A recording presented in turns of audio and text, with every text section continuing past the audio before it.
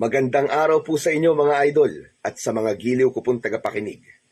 Nagkita-kita po tayo muli. Ako po ang inyong Tito Blair. Sa araw po na ito, pakinggan po natin ang kwento ni Tomas. Isang binatang nagbalik sa kanyang sinilangang bayan upang alagaan ang kanyang ina. Ngunit hindi niya inaasahan na isang mabigat na responsibilidad ang kanyang dadalhin sa kanyang pagbabalik. Sa paghahanap niya sa espada ng sandata na isang pinuno ng mga aswang, ay may mabigat siyang matutuklasan na magiging dahilan upang magduda siya sa mga taong kanyang pinagkakatiwalaan. Magagawa bang malaman ni Tomas kung sino ang totoo niyang kakampi at kalaban? Pero bago po ang lahat mga idol, huwag po nating kalimutang mag-subscribe at i-hit ang notification bell sa aking YouTube channel na The Voice Addict para sa mas marami pang makapigil hiningang kwentong aswang at katatakutan mula sa mundo ng kababalaghan. Simulan na po natin ang kwento. Nay, kumain na po kayo. Nagluto po ako ng sopas. Tamang-tama po ito kasi malamig ang panahon. Malamig na po kasi dahil magpapasko. Ano po kaya kung gumawa ko ng parol para meron tayong isasabit sa labas ng bahay? Nalungkot si Tomas nang wala siyang nakuwang sagot mula sa nanay niyang si Laura na nakaupo lang sa hagdan ng kanilang kubo. Nakatanaw ito sa kawalan na para bang meron itong hinihintay.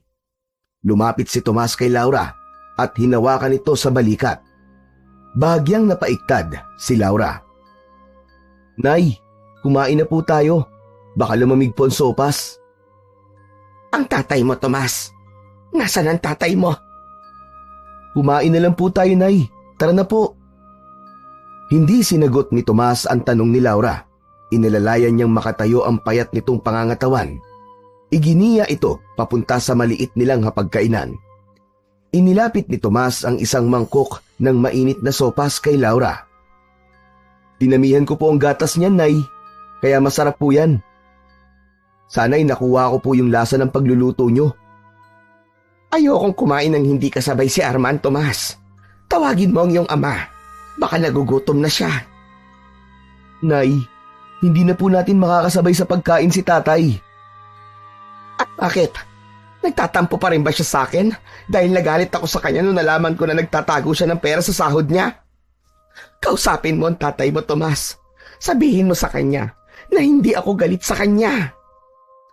Napakagat sa labi si Tomas. Sa pagkakataon na yon ay naisipan niyang sabihin sa nanay niya ang totoo.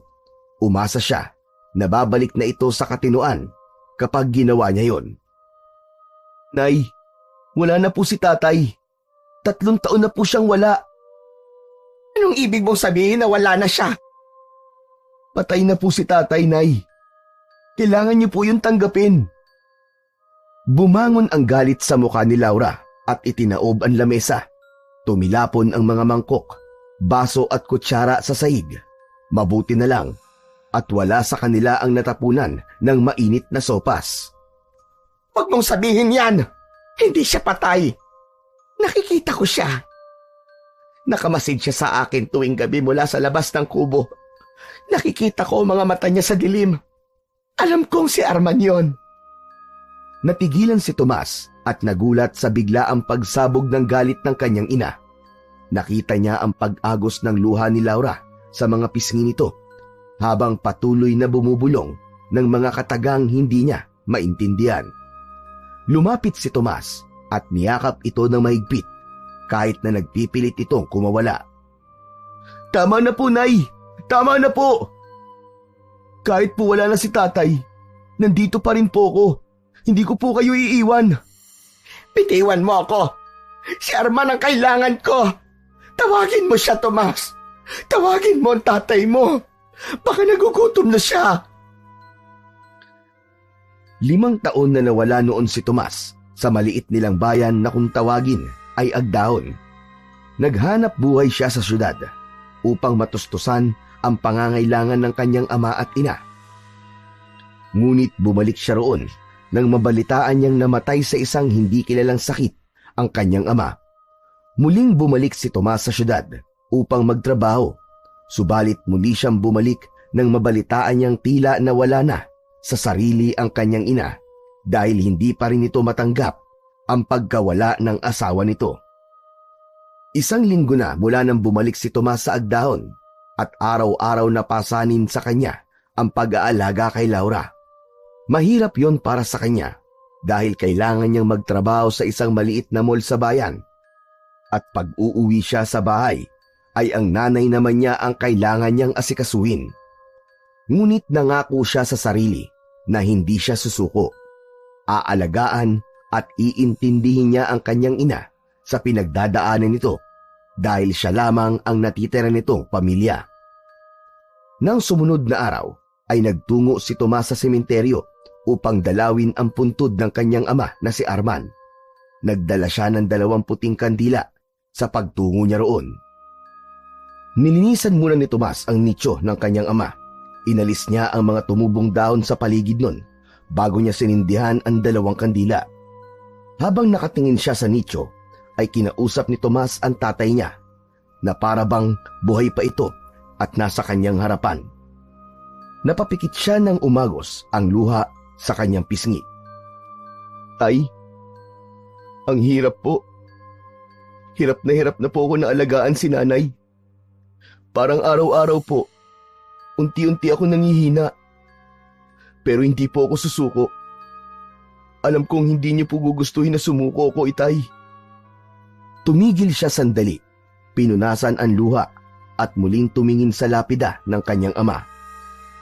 Ang daya niyo po. Ang daya-daya niyo po, itay. Iniwan niyo kagad kami ni nanay. Hindi niyo man lang hinintay na maging buo ulit tayo. Di ba sabi ko po sa inyo, ay uuwi ako kapag nakaipon na ako? Pero sana po, kung nasan ka man ngayon, ay masaya ka na dyan at wala ka ng sakit na nararanasan. Matagal na kinausap ni Tomas ang libingan ng kanyang ama bago siya nagpasyang umalis. Pagtalikod niya, ay napansin niya ang isang lalaking nakatayo sa hindi kalayuan malapit sa isang lumang puno. Napakunot ang noo niya dahil kabulto yun ng kanyang ama. Biglang tumalikod ang lalaki at tumakbo palayo. Sumunod naman si Tomas at tinawid ang mga nicho at halos matapakan ang ilan sa mga yon. Hinabol niya ang lalaki dahil nais niyang malaman kung sino yon. Lumiko ang lalaki sa isang pasilyo sa pagitan ng mga lumang nicho. Sumunod si Tomas, ngunit sa pagliko niya, imbis na ang lalaking hinahabol niya ang makasalubong niya, ay isang matandang lalaki ang nabangga niya at natumba yon sa lupa. Aray ko po, Diyos ko! Aray ko! Aray, ang sakit ng balakang ko! Naku, pasensya na po kayo. Hindi ko po kayo nakita. Ikaw ba ay bulag? At hindi mo ako makita?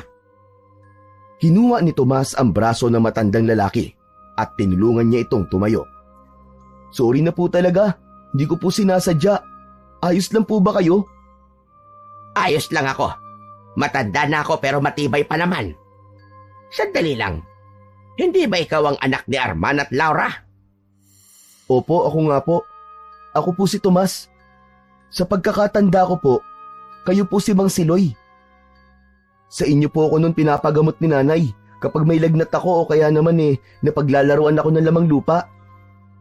Siguro kaya pamilyar ka sa akin. Hanggang ngayon naman nanggagamot pa rin ako dito sa Sitio Agdahon. Siguro nga po. Pero may itatanong po ako sa inyo. Nakita niyo po ba yung lalaki na dumaan dito? Tumatakbo po siya. Medyo matangkad po siya tapos nakasuot po ng itim na t-shirt.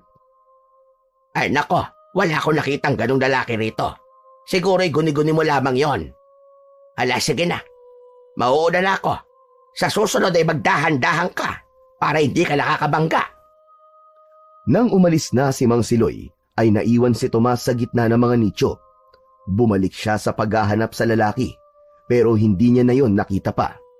Sa huli, ay sumuko na lang si Tomas at umuwi na siya sa kanilang kubo. Isang gabi, bilog na bilog ang buwan.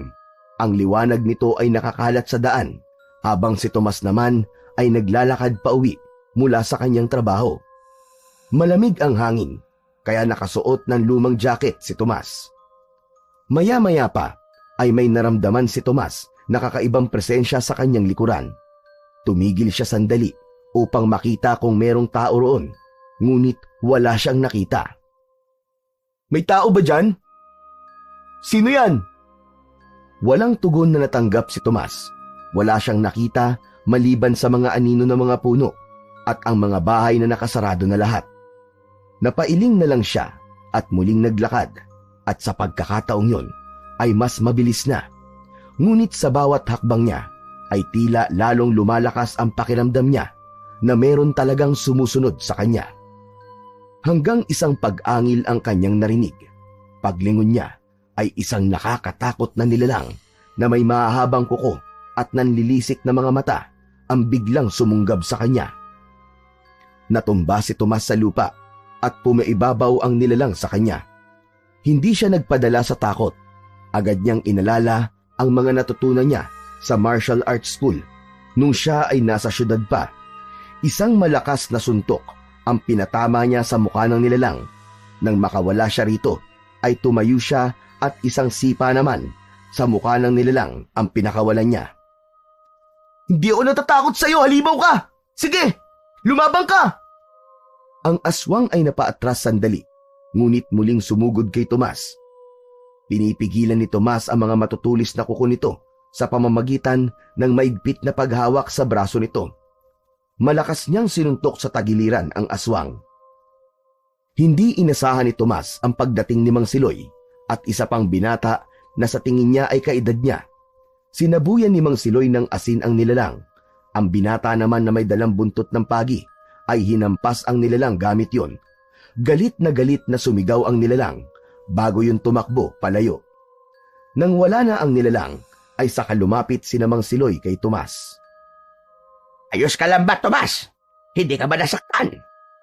Hindi naman po, Mang Siloy. Siya po ang nasaktan sa akin. Mabuti naman kung ganon. Oo nga pala. Ito ang aking apo na si Lando. Tinuturoan ko siya kung paano manggamot.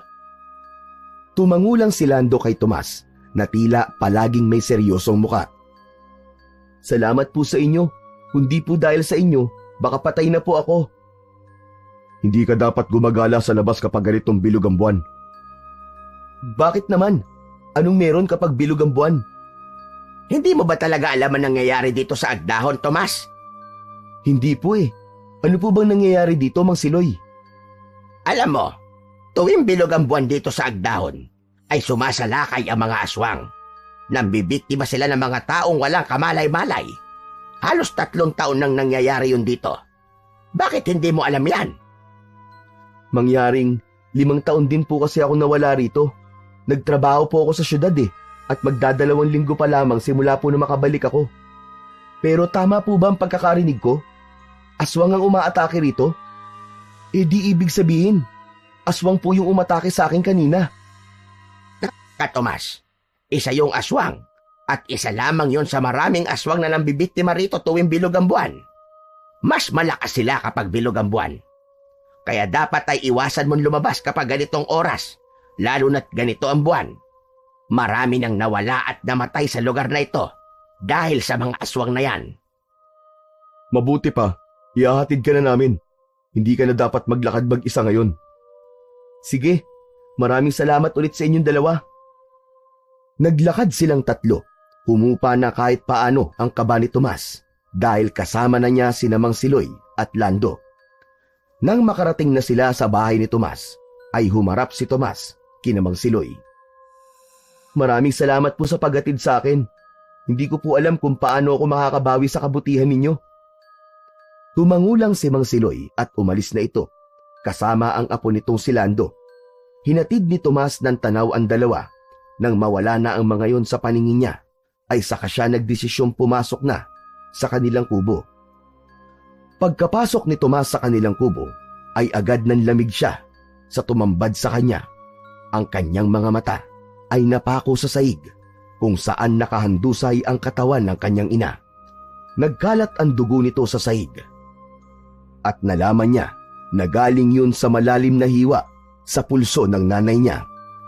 Tila napako ang mga paa ni Tomas sa kinatatayuan. Nang may masmasan siya, ay mabilis niyang nilapitan si Laura at niyakap niya ito habang nanginginig ang buo niyang katawan. Naramdaman niya ang lamig ng katawan ng kanyang ina. Ang mga luha ni Tomas ay dumaloy na sa kanyang pisngi. Nay! Nay, gumising kayo! Nay, bakit niyo po ito ginawa? Nanay! Nay, gumising po kayo! Kahit sa tingin ni Tomas ay huli na ang lahat, ay hindi pa rin siya sumuko. Binuhat niya si Laura at nagmamadali siyang tumakbo papunta sa bahay ni Kapitan Doming. Malakas niyang kinatok ang pinto ng bahay ng kapitan gamit ang kamay niyang puno ng dugo. Agad namang bumukas ang pinto at lumabas si Kapitan Doming. Kapitan! Kapitan, tulungan mo po kami! Dalhin po natin sa ospital si nanay! Agad na inilabas ni Kapitan Doming ang pagmamay-ari nitong tricycle. Sumakay doon si Tomas habang nasa kandungan niya ang kanyang ina. Binilisan ng kapitan ang pagmamaneho upang madali silang makarating sa ospital. Ang pagdaan ng bawat segundo ay parang parusa para kay Tomas. Habang nakatingin siya sa mukha ng kanyang ina, pilit pa rin siyang umaasa na mabubuhay pa ito. Nang makarating sila sa ospital, ang mga doktor at nurse ay kagad na tumugon sa sitwasyon nila. Inilapag ni Tomas ang katawan ng kanyang ina sa stretcher at sinundan niya ito ng tingin habang tinutulak ito papunta sa emergency room. Tumayo siya sa labas at ang puso niya ay puno ng pangamba. Ang mga kamao niya ay mahigpit na nakasara habang patuloy ang pag-iyak. Ngunit makalipas lamang ang ilang minuto, isang doktor ang lumabas mula sa silid at nalaman ni Tomas ang kanyang pinaka-kinatatakutan. Ipinahayag ng doktor na patay na si Laura. Patay na ang kanyang ina. Ang paligid ni Tomas ay tila lumabo dahil sa bigat ng balitang yun. Ang malamig na gabi ay lalong naging mas malamig pa sa kanyang pakiramdam. At ang buong mundo niya ay tila natapos sa isang iglap lang. Makalipas ang ilang gabing burol, ay pinalibing na ni Tomas ang kanyang ina. Pagkatapos ng libing ni Laura, ay mabigat ang mga hakbang ni Tomas na umuwi sa kanilang bahay. Pagdating ni Tomas sa bahay, ay isang nakakalungkot na katahimikan ang sumalubong sa kanya. Wala na ang tinig ng kanyang ina na dati ay naririnig niya kahit paano. Pumasok si Tomas sa silid ng kanyang ina. Ang kanyang mga mata ay dumako sa mga damit ni Laura na nakasalansan sa lumang aparador. Isa-isang hinawakan ni Tomas ang mga damit at inamoy niya ang paboritong bestida ni Laura. Niyakap niya ang damit at hinayaan niya ang mga luha na muling dumaloy sa kanyang mga pisngi. Habang nakayakap sa damit, ay napansin ni Tomas ang isang puting papel na bahagyang nakalabas sa gilid ng aparador. Kinuha niya yon at binuksan. Nakita niya na isa yung sulat mula sa kanyang ina. Anak, patawarin mo ko. Hindi ko na kayang dalhin ng katotohanan, kaya mas mabuti pang mawala na ako. Mahal na mahal kita, Tomas. Nanlaki ang mga mata ni Tomas habang binabasa ang bawat salita na nasa sulat. Nagsimulang lumutang ang mga katanungan sa kanyang isipan habang pinupunasan ang kanyang luha. Napapitlag si Tomas nang bigla siyang nakarinig ng pagtawag sa pangalan niya mula sa labas ng bahay. Mabilis na ibinulsa ni Tomas ang sulat. Bago siya lumabas, ay siniguro niya na wala na siyang luha sa muka. Nakita niya sa labas ng kubo si Mang Siloy at Lando. Lumapit si Tomas sa dalawa. Mang Siloy, Lando, kayo ho pala. Ano pong kailangan niyo? Nakikiramay kami sa pagkawala ng iyong ina, Tomas. Maraming salamat po. Alam ko na hindi ito ang tamang oras, Tomas. Pero kailangan malaman mo na may dahilan kung bakit ka bumalik dito sa Agdahon. Ano pong sinasabi niyo, Mang Siloy? Bumalik ako dito para alagaan at bantayan si nanay. Wala na pong iba. Nagpalitan ng tingin si Mang Siloy at Lando. Sumingit si Lando sa usapan. Tomas, hindi lahat ay tulad ng iniisip mo. Maraming taon nang may itinatagong lihim ang lugar na to. At mukhang ikaw ang susi para wakasan ang kaguluhan sa nangyayari rito sa Agdahon. Teka. Hindi ko kayo maintindihan eh. Tomas, ang iyong pagbabalik dito sa Agdahon ay hindi aksidente. Tadhana ang nagtulak sa iyo para bumalik dito. At kailangang handa ka sa kung ano man ang matutuklasan mo at nakatadhana para sa iyo. Ano pong sinasabi nyo? Naguguluhan po ako lalo eh. Pwede bang diretsuhin nyo na ako? Tomas, nakita ko kung paano ka lumaban nung gabing inatake ka ng aswang. May kakaiba sa galaw mo. Mahusay ka at marunong kang makipaglaban. Nag-aral po kasi ako ng martial arts dun sa syudad. Hindi ko po inaakala na magagamit ko yun dito sa Agdahon. Ang mga kasanayan mo ay higit pa sa isang proteksyon. Kailangan mo ang mga ito sa isang malaking laban na maaaring dumating. Alam mo ba ang tungkol sa espadang pag-aari ni Dato Sulog? Sino po si Dato Sulog, Mang Siloy? Hindi ko po alam ang tinutukoy niyong espada na pagmamay-ari niya. Si Dato Sulog ay isa sa mga kinatatakutan na aswang noon dito sa Agdahon. Isa siyang makapangyariang pinuno ng mga aswang na may kontrol sa mga aswang. Ang espada niya ay ang pinagmumulan ng kanyang hindi pangkaraniwang lakas. Nasaan na po ngayon ang tinutukoy niyong si Dato Sulog?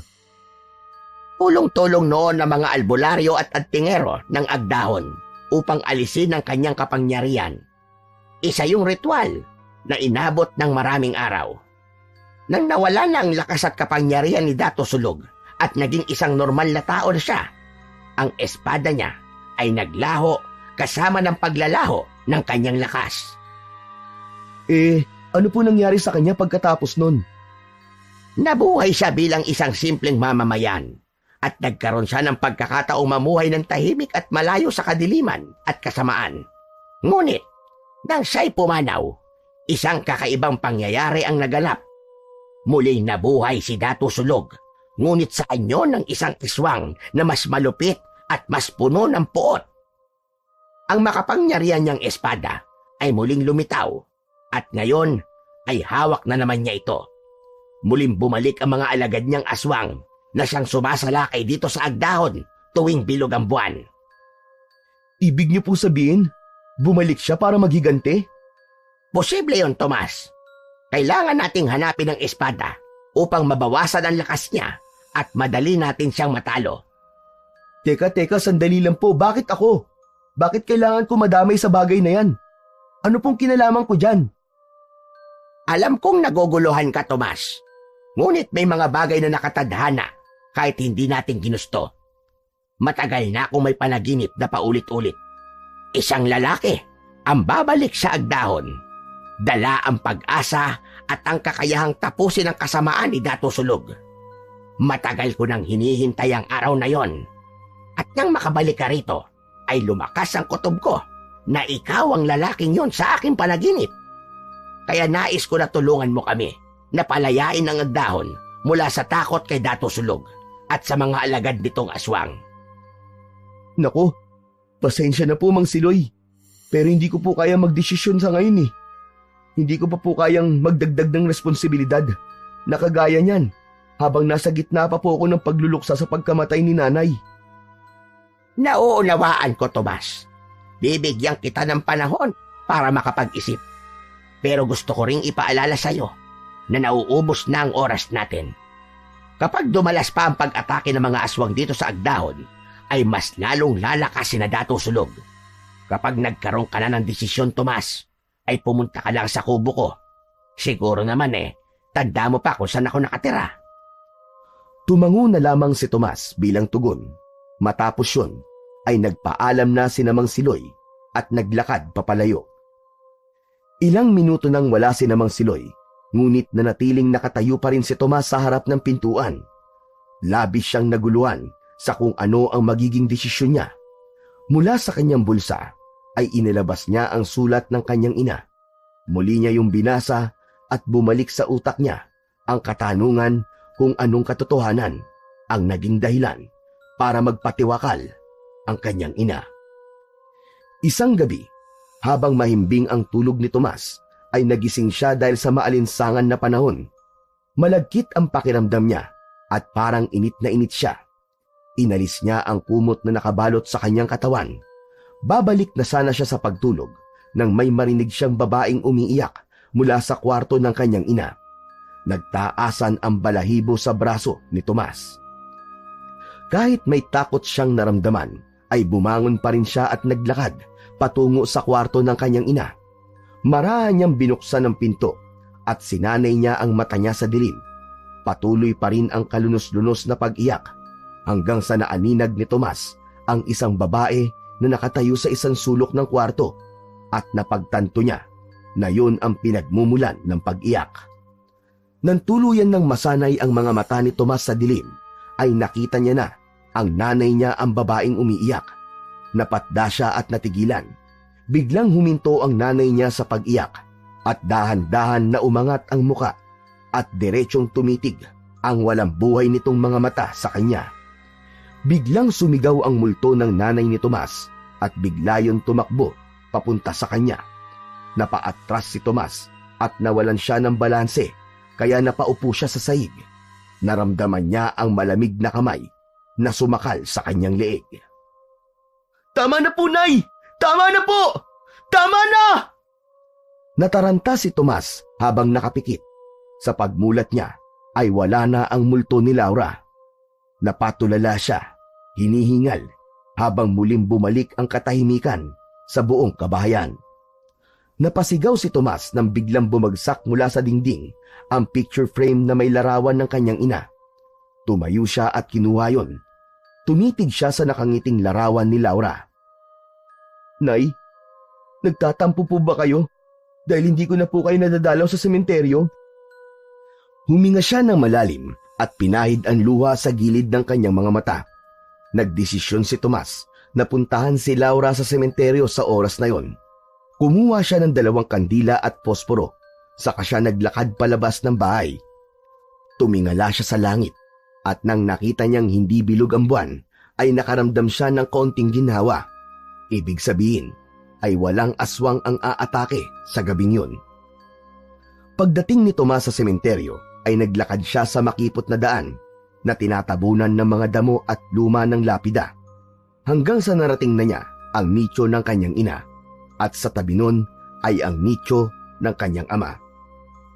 Hinaplos niya ang malamig na lapida ni Laura at pinakiramdaman ang bawat ukit ng pangalan ng kanyang ina. Pinagsindi niya ng tig-isang kandila ang 2 nicho na naroon. "Nay, kumusta na po kayo dyan ni tatay? Pasensya na po kayo kung 3 araw na po akong hindi nakakadalaw sa inyo rito.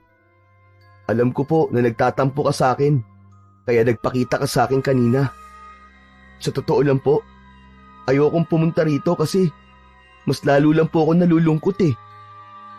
Tumigil si Tomas sa pagsasalita nang may marinig siya na kaluskos mula sa likuran. Napalingon siya at bumilis ang tibok ng kanyang puso nang makita niya ang isang nilalang na nakatayo sa hindi kalayuan. Pero dahil sa madilim, ay hindi niya nakita kung sino yon. "Sino yan? Sino yan?" Nagsimulang maglakad ang nilalang palapit kay Tomas hanggang sa tuluyan niya nang nakita ang anyo nito at doon niya napagtanto na isa pala yung aswang. Biglang tumakbo ang aswang pasugod kay Tomas. Inihanda ni Tomas ang sarili at inalis niya ang takot sa kanyang dibdib. Sumugod din siya at sinalubong ang aswang ng suntok sa muka. Narinig niya ang malakas na ungol nito, ngunit hindi ito umatras. Sinundan pa niya ng isa pang sipa na tumama naman sa tagiliran nito. Mabilis na bumawi ang aswang. Sumugod ito at sinubukang sakmalin si Tomas. Inilaga niya yon, ngunit nahawakan siya ng matutulis na kuko ng aswang sa kanyang braso na nag-iwan ng mababaw na sugat. Bumuelo si Tomas at sinuntok ang aswang sa dibdib. Napaurong ito, ngunit sumugod ulit. Biglang dumating si Lando na may hawak na isang patalim. Humarang si Lando sa harapan ni Tomas at ito ang sumugod sa aswang. Napanganga si Tomas nang walang pag-aalinlangan na itinarak ni Lando ang patalim sa leeg ng aswang. Sunod na sinaksak ni Lando ang dibdib ng aswang ng paulit-ulit hanggang sa tuluyan ng bumagsak ang aswang sa lupa. Nangisay pa yun ng sandali at binawian din agad ng buhay. Hindi makapaniwala si Tomas sa ginawang pagpatay ni Lando sa aswang. Lumapit ito at ipinunas ang dugong kumapit sa patalim sa suot nitong damit. Ayos ka lang ba, Tomas? Nasugatan ka pala sa braso. Wala ito. Mababaw lang ang sugat ko.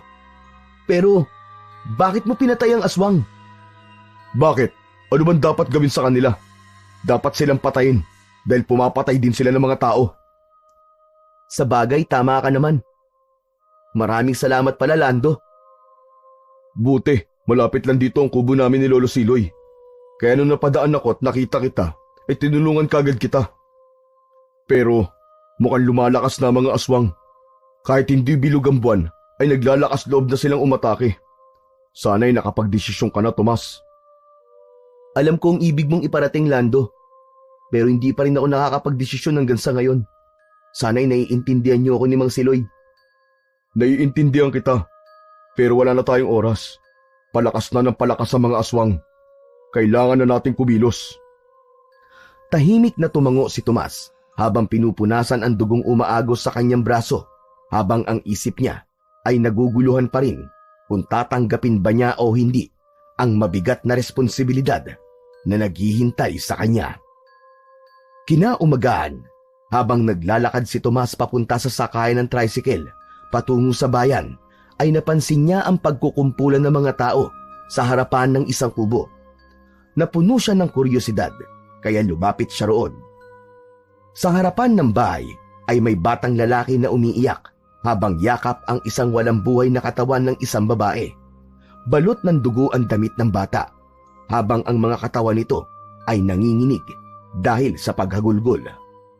Nangilid ang luha ni Tomas dahil bumalik na naman sa kanya ang alaala niya sa kanyang sariling pagluluksa. Isang lalaki sa tabi ni Tomas ang tinanong niya kung ano ang nangyari. Bumulong ang lalaki at sinabi na biktima raw ng aswang ang babae at anak nito ang batang umiiyak. Ang mga salitang yon ay kumalampag sa isipan at puso ni Tomas. Ang kirot ng pagkawala ng kanyang ina ay muling bumangon sa kanyang puso. Sa sandaling yon ay bumalik sa alaala niya ang responsibilidad na sinabi noon ni Mang Siloy sa kanya. Doon niya napagtanto na habang hindi natitigil ang pagsalakay ng mga aswang, ay marami pang bata at anak ang mawawalan ng nanay o mga magulang. Alam niya kung gaano kasakit mawalan ng magulang at sinabi niya sa kanyang sarili na ayaw niya nang may makaramdam ng ganoong damdamin. Hindi na muna tumuloy si Tomas sa pagpasok sa trabaho ng araw na yon. Agad siyang nagtungo sa bahay ni Mang Siloy. Habang naglalagablab ang galit at samot-saring emosyon sa kanyang dibdib, pagdating niya roon ay nakita niya si Lando sa labas na abala sa pag-ahasa ng itak. Huminto ito sa ginagawa nang makita siya. Magandang umaga sa iyo, Lando. Si Mang Siloy. Gusto ko sana siyang makausap. Wala si Lolo eh. May pinuntahan siya. Pero babalik din kagad yun. Halika, pumasok ka na muna at masyadong mainit dito sa labas. Pumasok si Tomas sa kubo at umupo sa bangko na gawa sa kahoy at tabla. Nakita niyang nagtimpla ng kape si Lando at inabot ito sa kanya. Ang init-init na nga pero kape pa rin ang binigay mo sa akin. Ayaw mo ba? May tubig kami pero hindi malamig. Hindi, biro lang. Ayos na to. Salamat, Lando ah. Marahang ininom ni Tomas ang mainit na kape. Hindi naman nagtagal ay dumating din si Mang Siloy. Sa pagpasok nito ay nagulat ito nang makita na naroon si Tomas. Oh, Tomas! Ano sadya mo rito? Bumuntong hininga si Tomas at inilapag ang tasa sa mesa. Tumingin siya ng diretsyo kay Mang Siloy. Nakapagdesisyon na po ako, Mang Siloy. Payag na akong tulungan kayo para makuha ang espada ni Dato Sulug. Talaga ba? Seryoso ka ba sa sinasabi mo? Sigurado na po ako. Salamat, Tomas. Ang totoo ay iniisip ko na hindi mo tatanggapin ng responsibilidad na yan ng ganito kabilis. Maaari ko bang malaman kung ano nagpabilis sa iyong desisyon? Kanina po, papasok na po sana ako sa trabaho ko. Nang makita ko po ang mga tao na nagkukumpulan. Nakita ko po ang isang batang umiiyak dahil sa nanay niyang pinatay ng aswang. Nakita ko po ang sarili ko sa batang yon. Naisip ko na marami pang bata ang mawawala ng magulang hanggat nabubuhay si Datu Sulog. Kailangan na pong matapos ang kasamaan niya, pati na ang mga alagad niyang aswang. Maraming salamat sa pagpayag mo, Tomas. Hindi mo alam kung gaano ito kahalaga. Alam kong mahirap ang desisyong ito, pero humahanga ako sa iyong tapang. Pero paano po natin makukuha ang espada? At ano mga paghahandang kakailanganin nating gawin, Mang Siloy? Tumahimik si Mang Siloy at lumingon kay Lando bago bumalik ang tingin kay Tomas. Ang espada ay nasa kuta ng mga aswang. Nasa gitnang bahagi yun ng kagubatan ng agdahon.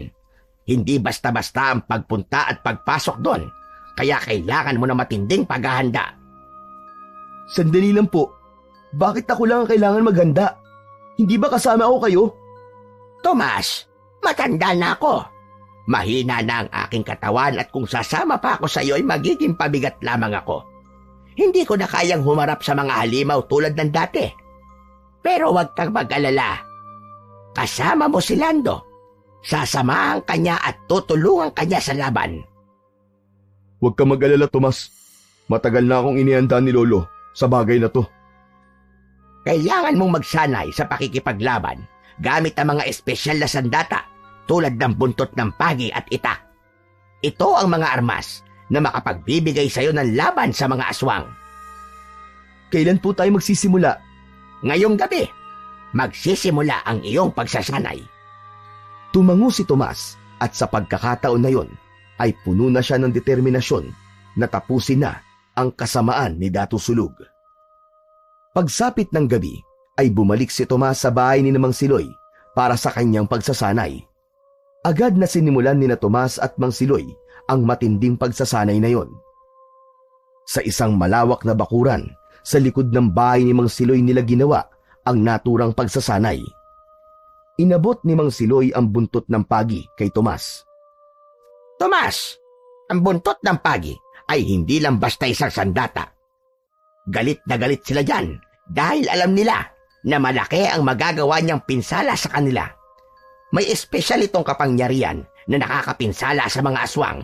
Kailangan mong malaman kung paano yan gamitin ng tama. Sa una ay tinuruan siya ni Mang Siloy ng tamang paghawak at wastong paghampas ng buntot ng pagi. Nang hindi makuha ni Tomas, ay ipinakita muna ni Mang Siloy kung paano ang dapat gawin ni Tomas.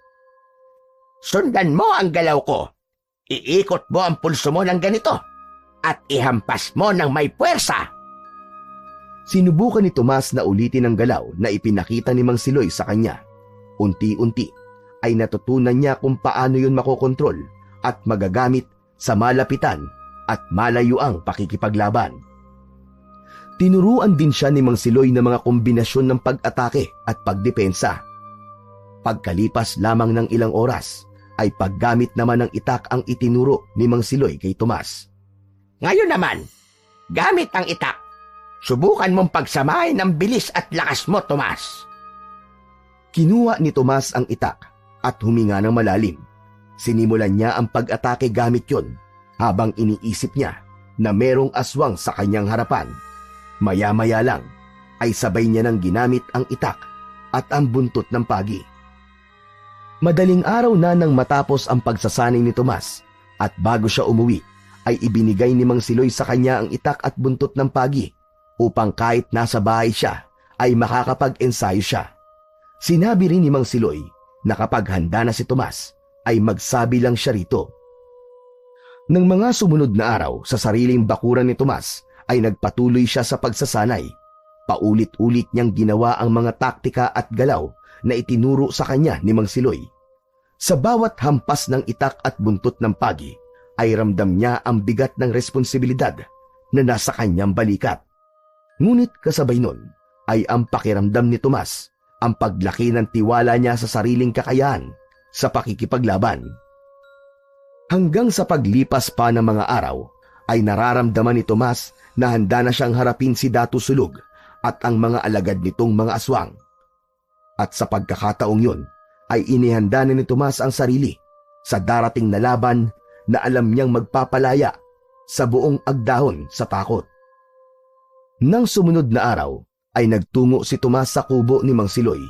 Sandali lang siyang kumatok at agad naman siyang pinagbuksan ng pinto ni Mang Siloy. Agad itong ngumiti nang makita si Tomas. Pinapasok siya ng matandang lalaki at nang makaupo siya ay agad siya nitong kinausap. Kumusta ang iyong pagsasanay, Tomas? Biyasa ka na ba sa paggamit ng buntot ng pagi at itak? Maayos naman po, Mang Siloy. Malaking tulong talaga mga itinuro niyo sa aking teknik. Kaya sa tingin ko ay biyasa na po ako. Mabuti naman kung ganon. Ano nga pala ang pakay mo at napadalaw ka? May kailangan ka bang itanong sa akin tungkol sa pakikipaglaban sa mga aswang? Wala naman po, Mang Siloy. Nandito po ako para sabihin po sa inyo na handa na ako.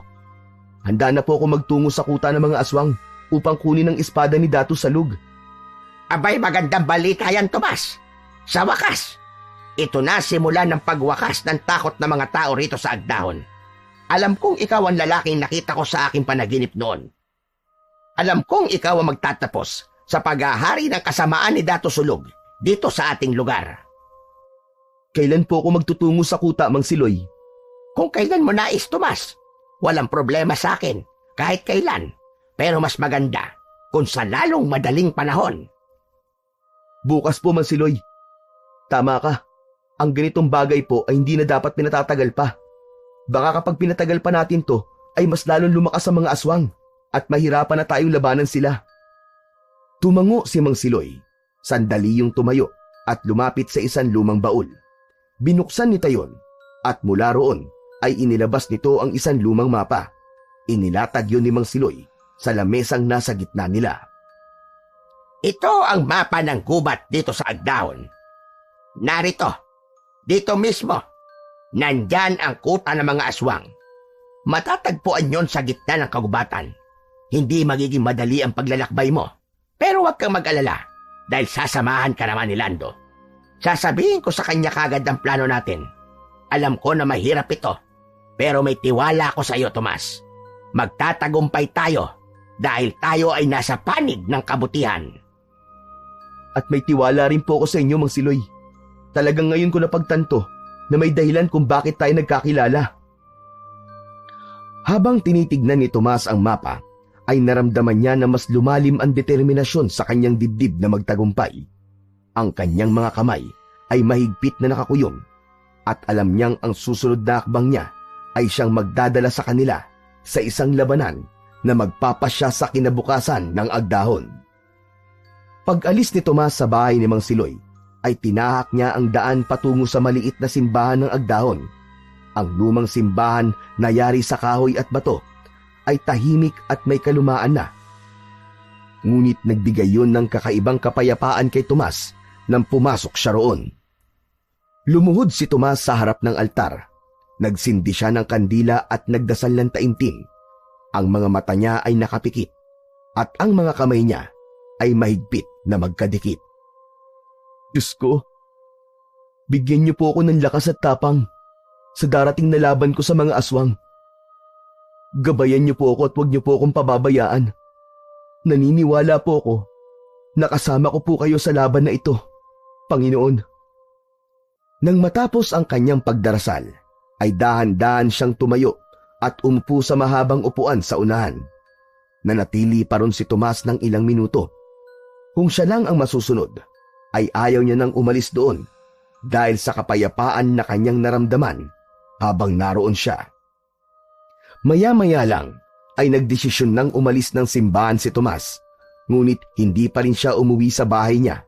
Bagkus ay tinahak niya ang daan patungo sa sementeryo. Nang marating niya ang puntod ng kanyang mga magulang, lumuhod siya at inilapat ang kamay sa malamig na lapida. Nay, Tay, alam ko matagal na akong nawala sa lugar na ito. Pero totoo nga pala na may dahilan kung bakit ako bumalik dito sa Agdahon. Hindi lang po ito para sa inyo. Ito'y para sa lahat ng mga tao dito. Para palayain sila sa takot na dulot ng mga aswang ni Datu Sulog. Kailangan ko po ng gabay nyo. Sana'y samahan niyo po ako sa laban na ito. Pinikit niya ang mga mata niya at kasabay nun ang pagpatak ng kanyang mga luha. Ang katahimikan ng sementeryo ay tila nagbigay ng kasiguruhan na narinig siya ng kanyang mga magulang. Matapos ang ilang sandali, ay tumayo si Tomas at pinunasan ang mga luha. Napuno siya ng paniniwala na handa na siya. Sa kanyang pag-uwi sa bahay, ay dama niya ang isang panibagong lakas sa kanyang puso at paniniwala na magtatagumpay siya sa kanyang misyon. Nang sumunod na araw ay maagang dumating si Tomas sa bahay ni Mang Siloy. Dala niya ang buntot ng pagi at itak na pinagsikapan niyang sanayin na gamitin sa loob ng maraming araw. Ang bag na kanyang bitbit ay may lamang tinapay at tubig dahil alam niyang kailangan nila yon sa kanilang paglalakbay. Nang palapit na si Tomas sa kubo ay nakita niya si Lando na nakatayo sa labas, hawak ang isang matulis na patalim. Hinahasa nito yon. "Magandang umaga, Lando." Magandang umaga rin sa iyo, Tomas. Handa ka na ba sa gagawin natin ngayong araw? "Kagabi pa ako nakahanda." Lumabas mula sa loob ng kubo si Mang Siloy na may hawak na bote ng langis. Ang mga mata nito ay puno ng pag-aalala at pag-asa. Tomas, Lando, alam kong handa na kayong dalawa. Ngunit tandaan nyo, hindi magiging madali ang paglalakbay na ito. Maaaring alam na ng mga aswang ang balak ninyo. Asahan nyong gagawin nila ang lahat para mapigilan kayo bago pa man kayo makarating sa kuta ni Dato Sulog. "Naiintindihan ko po, Mang Siloy. Gagawin po namin ang lahat para makuha ang espada at wakasan ng kasamaan ng mga aswang dito sa Agdahon." Naglagay si Mang Siloy ng langis sa daliri nito at idinampi nito yon sa noo ni na Tomas at Lando. Sa ngalan ng mga espiritu ng mga manunugis, antingero at albularyo na nauna nang nakipaglaban sa kasamaan, kasama ang liwanag na sumalungat sa kadiliman, bigyan nawa kayo ng lakas at tapang. Sana igabayan kayo ng nasa itaas upang makamit ninyo ang tagumpay. Matapos ang basbas ni Mang Siloy, ay muling nagsalita si Tomas. "Mang Siloy, maraming salamat po sa lahat ng ginawa niyo para sa amin, lalo na po sa akin. Nangangako po ako na gagawin ko ang lahat para magtagumpay. Hindi namin bibiguin ang tiwalang ibinigay mo sa amin ni Lando." Babalik kami, Lolo Siloy, at pagbalik namin, dala na namin ang espada ni Dato Sulog. Mag-iingat kayo at kung sakali man dumating ang pagkakataong mapaharap kayo sa peligro, alalahanin niyong higit sa tapang ang kailangan, karunungan at tiwala sa sarili niyong kakayahan ang magsasalba sa inyo. Nagkatinginan sina Tomas at Lando. Nang tumango si Tomas, ay nagpasya na silang umalis. Habang tinatahak nila ang daan palabas ng kabayanan, ay ramdam ni Tomas ang bigat ng kanyang tungkulin. Ngunit nanatili siyang matatag at puno ng paniniwala na makukuha nila ni Lando ang espada mula sa pinuno ng mga aswang na si Dato Sulog. Mabilis na narating nina Tomas at Lando ang kagubatan. Kahit tirik ang araw, ay hindi yung direktang tumama sa kanila dahil sa dami ng mayayabong na puno sa kanilang nilalakaran. Ang katahimikan ng paligid ay binubuhay lamang ng huni ng mga ibon at tunog ng mga nadudurog na tuyong dahon sa bawat hakbang nina Tomas at Lando. Sinulyapan ni Tomas si Lando. Seryoso ito sa paglalakad, kaya napagpasyahan niyang basagin ang katahimikan. "Lando, pwede ba ako magtanong?" Oo naman, ano bang itatanong mo? "Nasa na pala mga magulang mo? Hindi ko pa kasi sila nakikita o nakikilala man lang." Matagal na silang wala, Tomas. Pinatay sila ng mga aswang. Pati ang mga kapatid ko hindi pinalagpas ng mga aswang. Walang natira sa pamilya ko. Kaya si Lolo Siloy lang ang nagpalaki at nag-alaga sa akin simula noon. Ngayon ay naiintindihan ko na kung bakit ganito na lang kalaki ang kagustuhan mo samahan ako sa misyon na to. Pero talaga palang napakabuti ni Mang Siloy, no? Napakaswerte mo kasi meron kang lolo na kagaya niya. Hindi ko siya kadugo, Tomas. Inampun lang niya ako. Wala na kasi akong ibang matatakbuhan nun.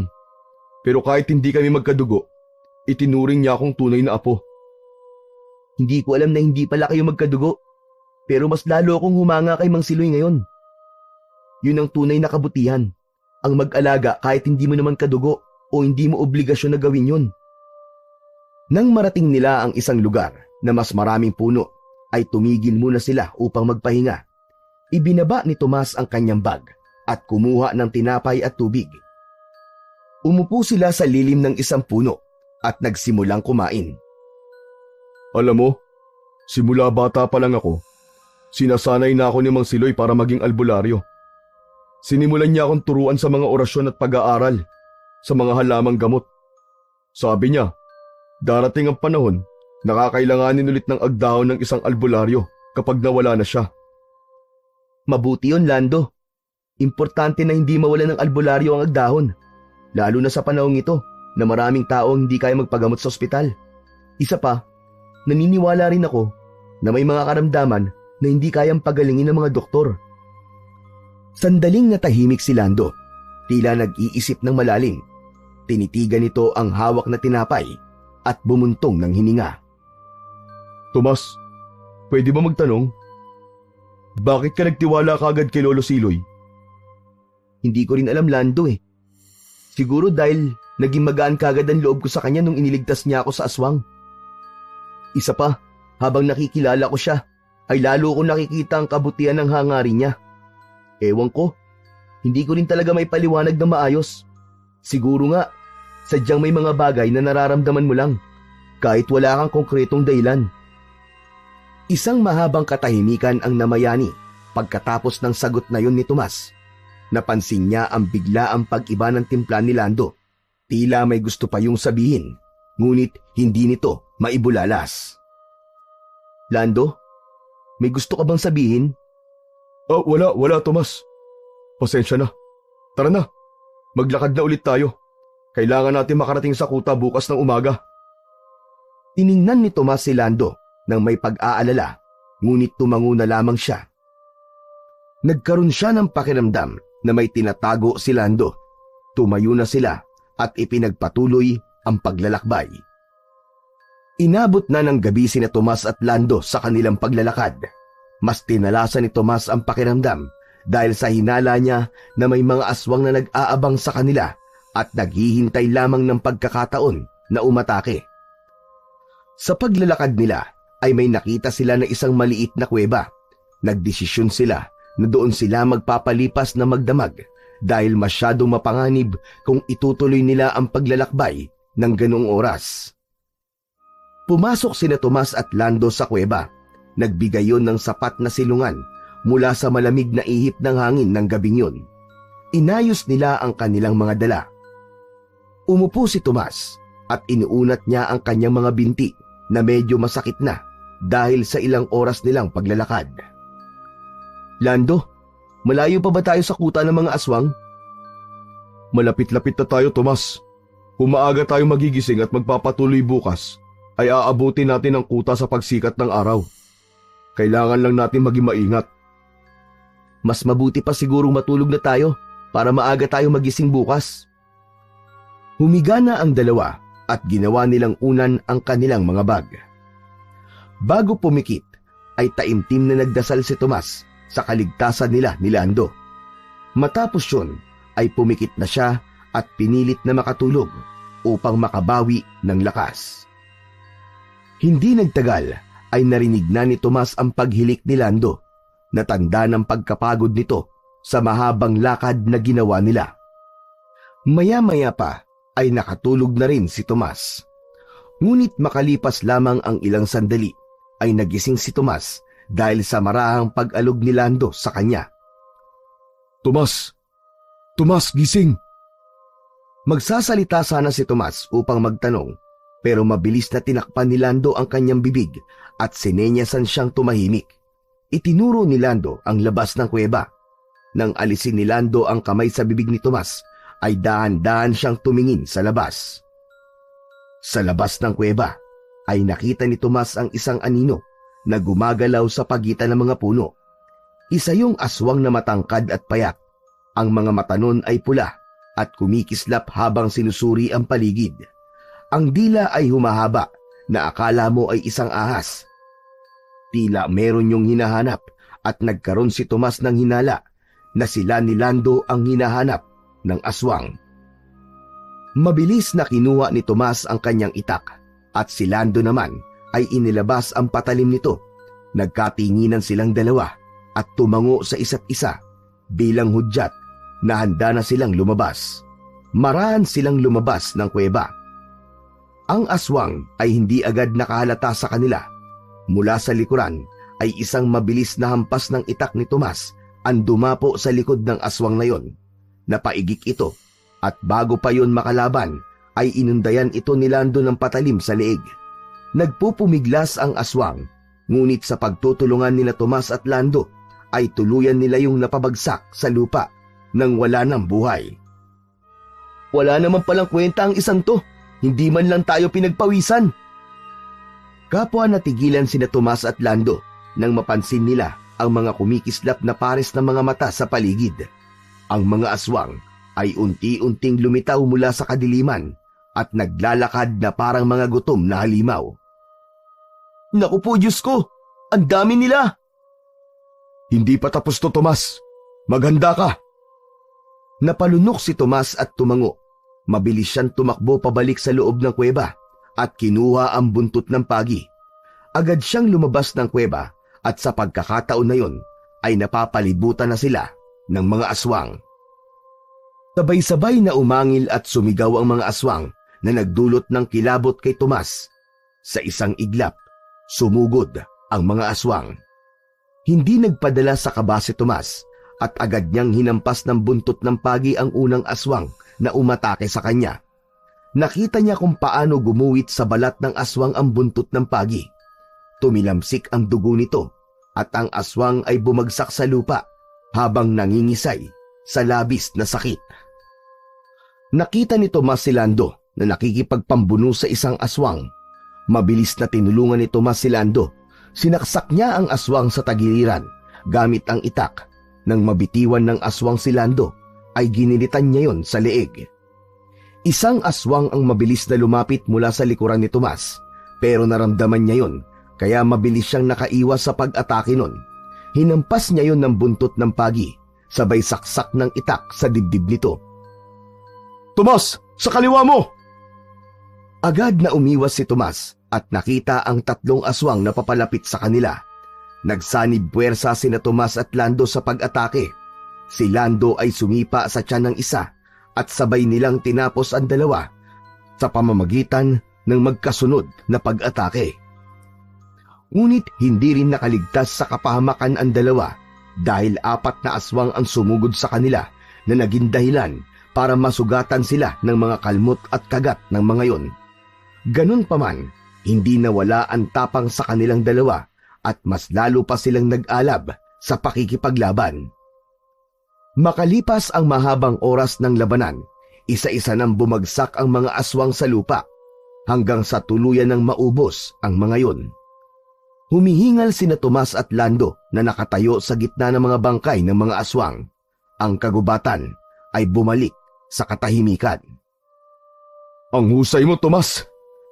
Hindi nakapagsisisi na ikaw ang pinili ni Lolo Siloy na gumawa ng misyon na ito.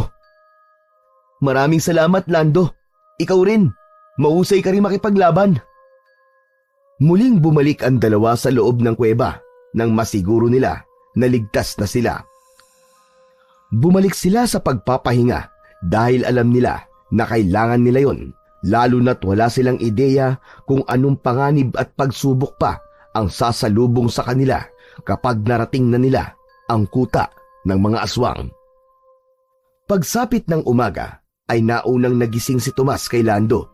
Nang gisingin niya si Lando ay doon niya naramdaman ang kirot ng mga sugat niya dahil sa naging laban nila sa aswang noong nakaraang gabi. Tumayo na sila at inayos ang kanilang mga gamit.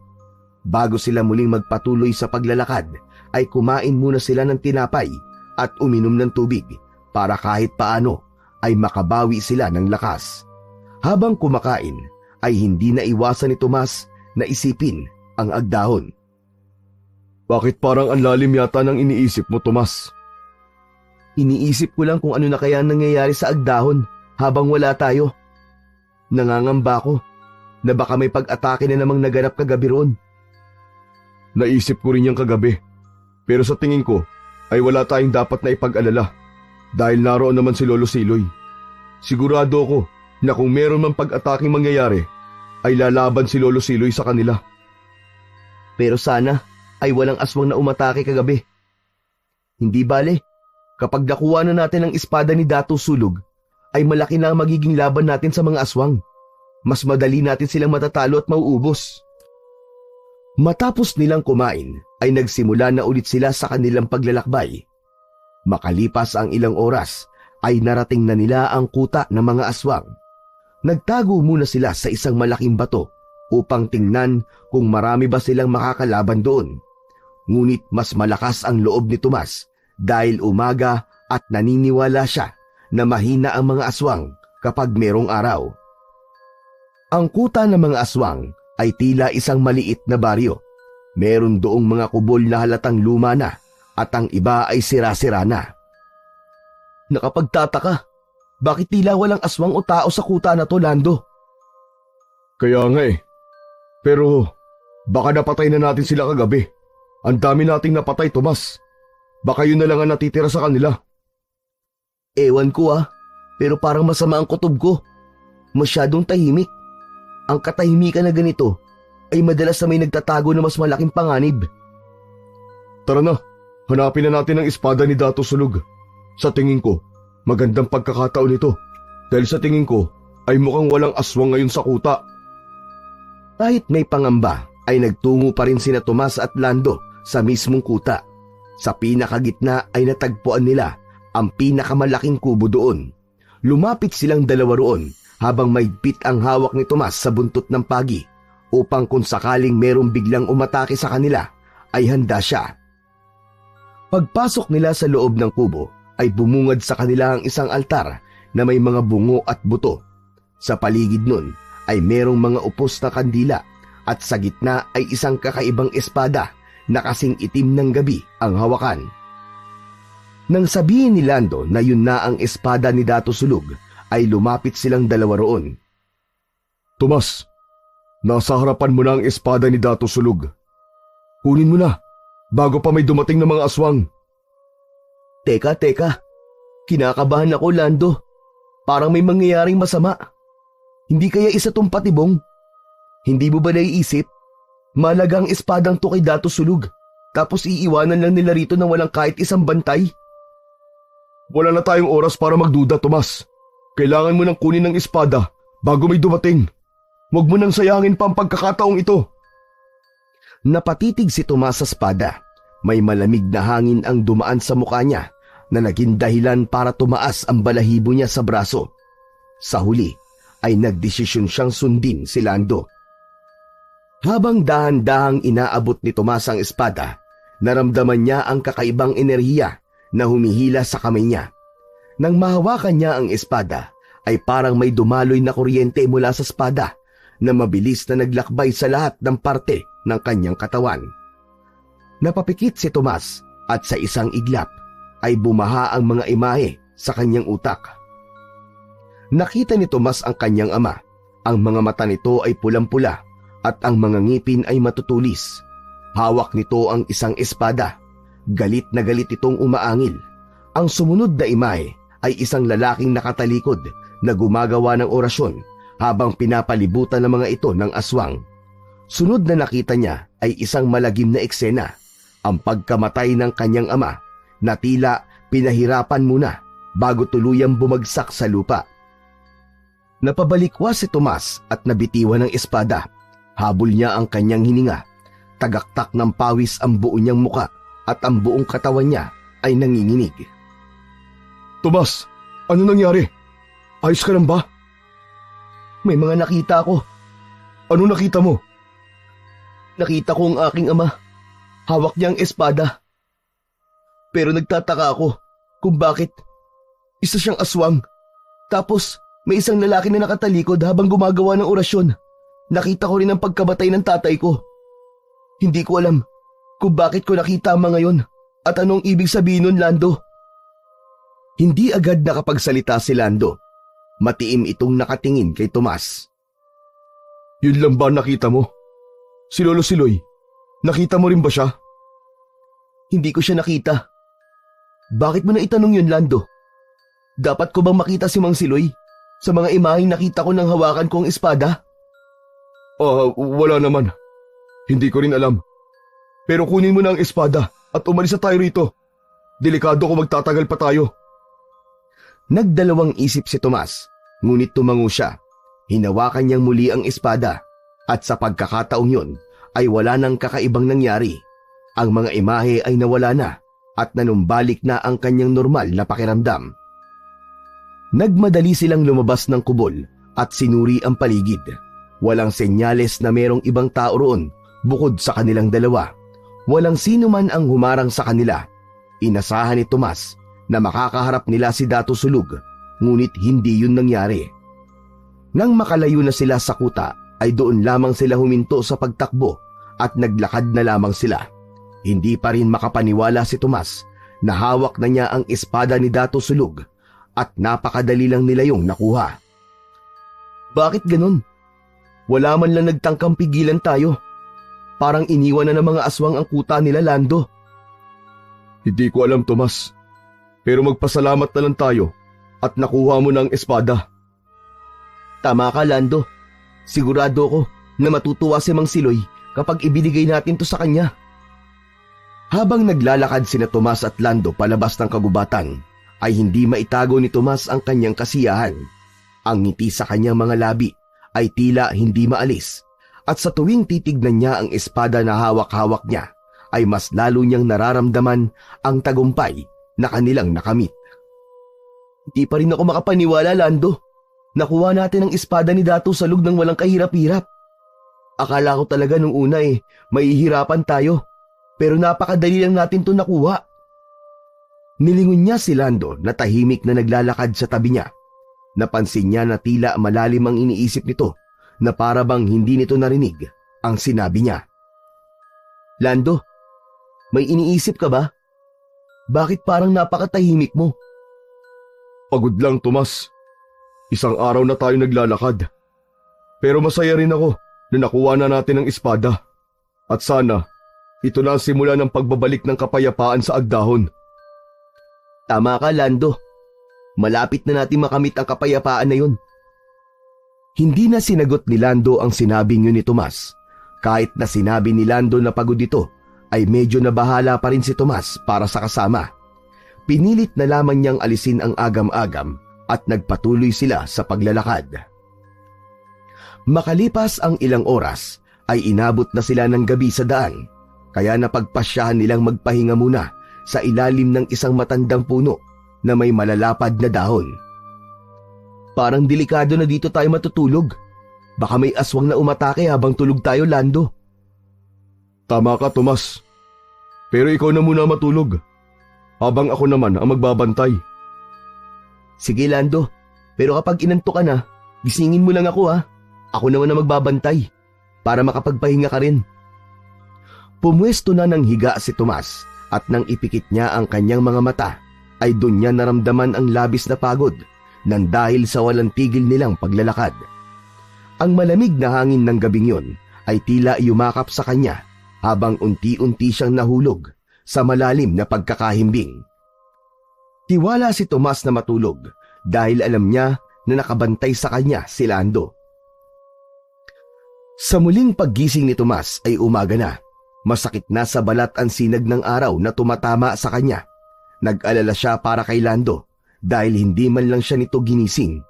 Inisip niya na magdamag itong gising at nagbantay sa kanya.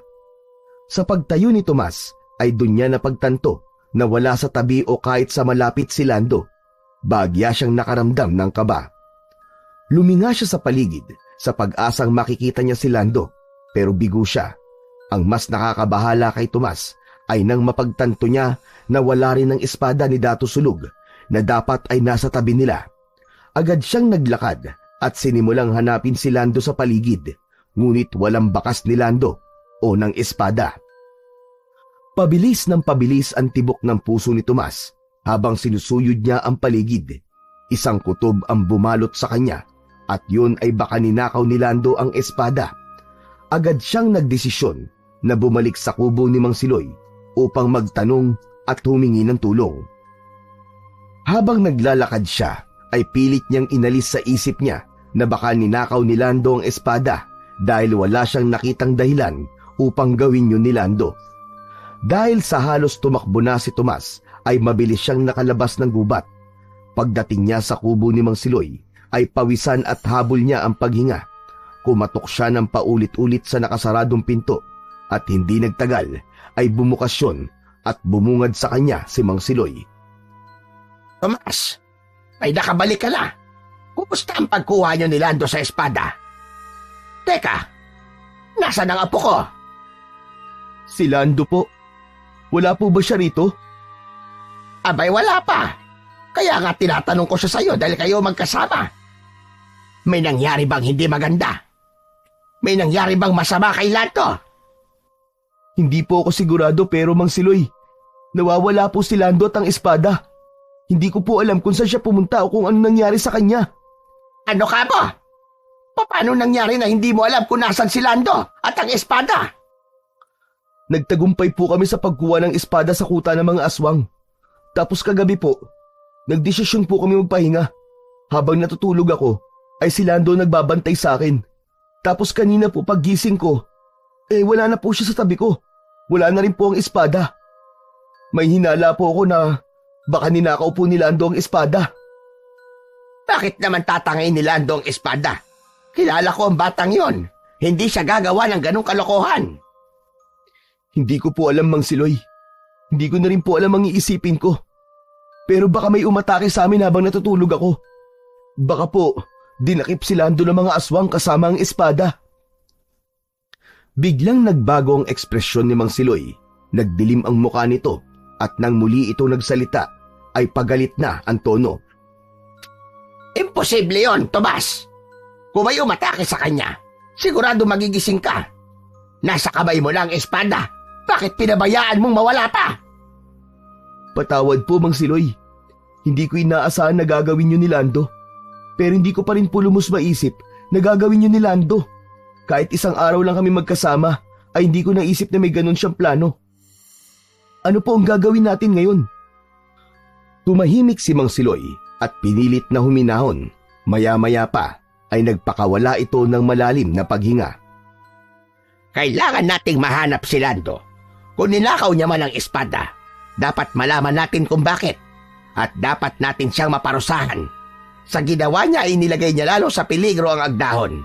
Sa ngayon, ay umuwi ka na muna sa bahay mo, Tomas. Magpahinga ka. Mamayang gabi ay magtutungo ako sa bahay mo para makapag-usap tayo ng maayos.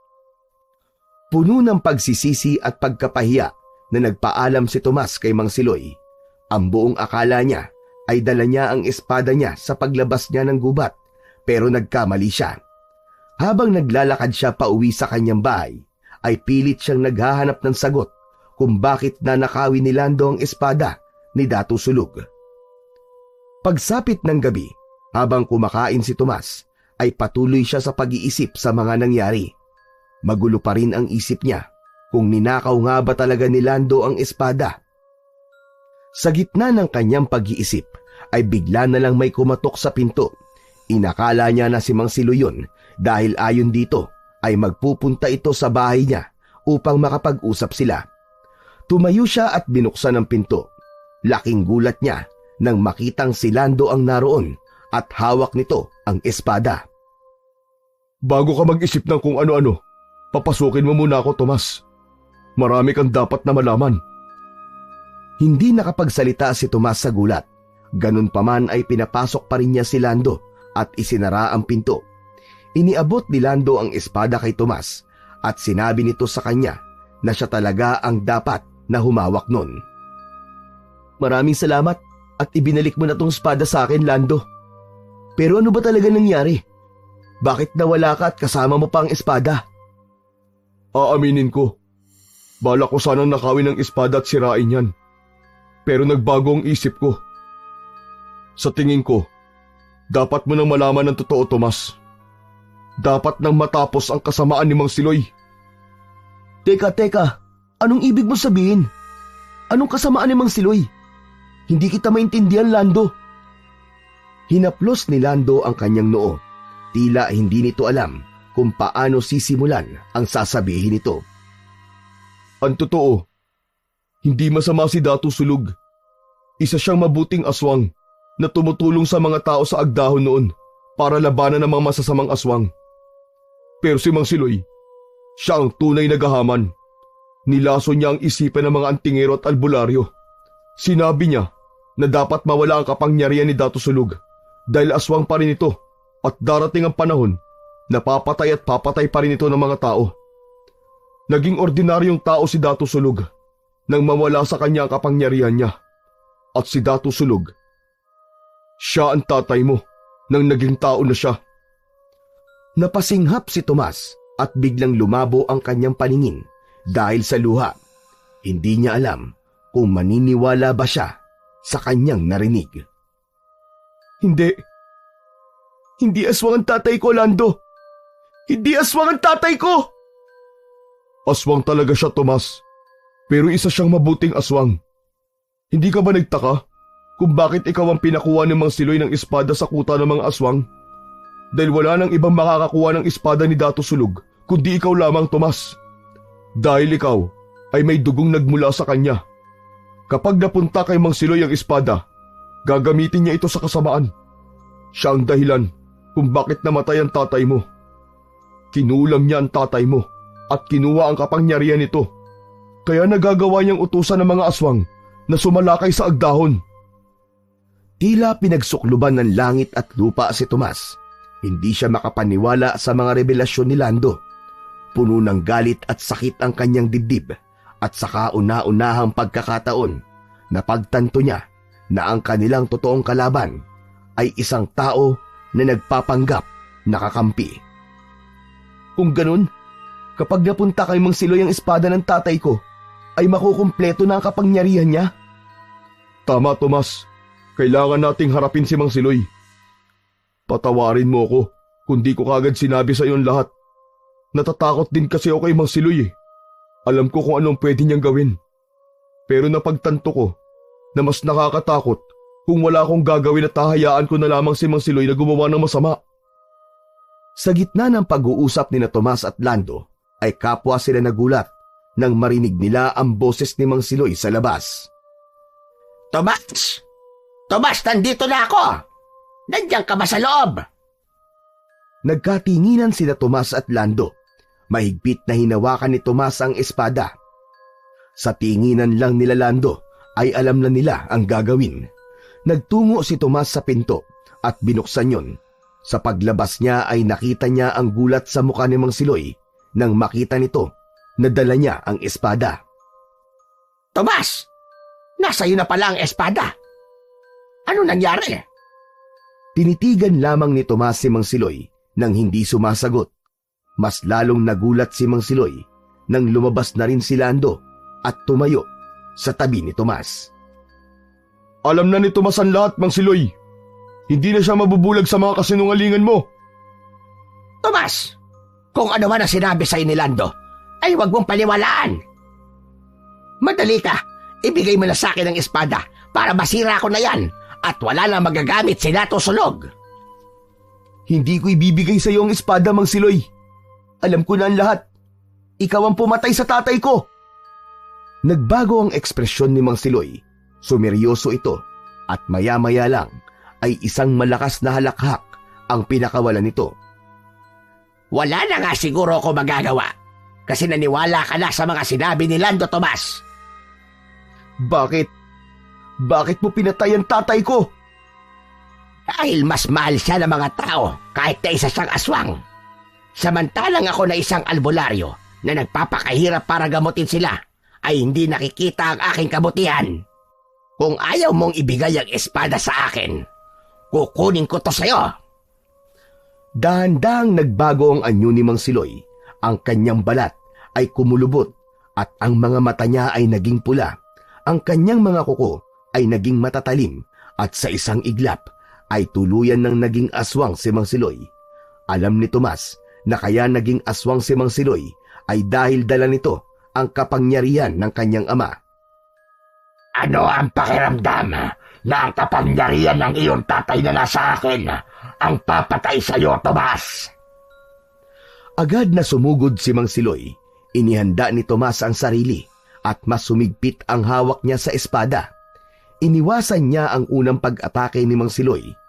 Nagpakawala si Tomas ng isang mabilis na saksak, ngunit mabilis yung naiwasan ni Mang Siloy. Tumalon ito at sinunggaban ang braso ni Tomas. Napasigaw si Tomas nang maramdaman niya ang pagbaon ng matutulis na ngipin ng aswang sa balat niya. Hindi naman siya nagpatalo at sinaksak niya sa likod si Mang Siloy.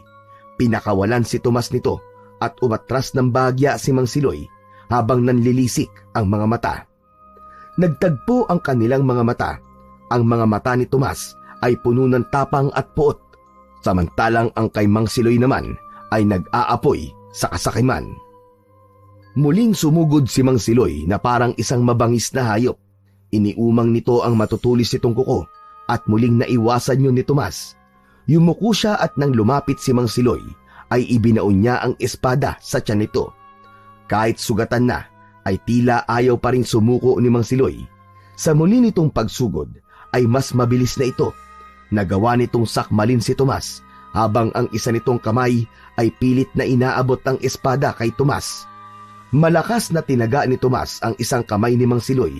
Napasigaw si Mang Siloy nang maputol ang isa nitong kamay. Nang makawala si Tomas sa pagkakasakal, ay sinamantala niya ang pagkakataon. Umatras siya ng ilang hakbang upang bumuelo. Saka siya sumugod kay Mang Siloy. Nahiwa niya ang tagiliran nito. Matapos yun, ay sinaksak niya muli sa likod ng aswang. Nang hugutin niya ang espada, ay napaluhod sa lupa si Mang Siloy hanggang sa napahiga na ito. Lumapit si Tomas sa nangihinang si Mang Siloy. Tigam sa luha ang kanyang muka dahil sa labis na galit. Hindi niya kayang patawarin si Mang Siloy sa ginawa nito sa kanyang ama. Matiim na tiningnan ni Tomas si Mang Siloy sa mata. Ano ang pakiramdam, Mang Siloy, na ang mga teknik na itinuro mo sa akin ang siya ring papatay sa'yo? Ngumisi lang si Mang Siloy at hindi nakita ni Tomas ang pagsisisi sa mukha nito. Doon niya tuluyang tinapos ang buhay ng aswang. Malakas siyang sumigaw at sinaksak niya sa dibdib si Mang Siloy. Nang hugutin ni Tomas ang espada sa katawan nito, ay isang itim na usok ang kumawala sa katawan nito at pumasok ang usok na yon sa espada. Matapos na mapatay ni Tomas si Mang Siloy, ay napaluhod siya sa lupa habang hawak pa rin ng espada.